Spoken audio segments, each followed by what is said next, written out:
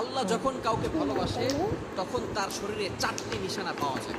অর্থাৎ 4টি আলামত যদি আপনার শরীরে থাকে, মনে করবেন আল্লাহ আপনাকে ভালোবাসে। 4টি নিশানা। 1 নাম্বার হচ্ছে যাদেরকে আল্লাহ তাআলা দ্বীনের সঠিক জ্ঞান দান করেন তাদেরকে আল্লাহ তাআলা মহব্বত করেন। নাম্বার 2 নাম্বার হচ্ছে যারা বেশি বিপদে পড়ে আল্লাহ তাআলা তাদেরকে মহব্বত করেন। যার শরীরে দেখবেন একের পর এক বিপদ আসতেছে, অসুস্থতা আসতেছে, বারবার বিপদ, একের পর এক বিপদ, একটা বিপদ যাওয়ার পর পরে আরেকটা বিপদ আসতেছে, আপনি হতাশ হবেন না প্রিয় ভাই। আল্লাহ তাআলা আপনাকে ভালোবাসেন।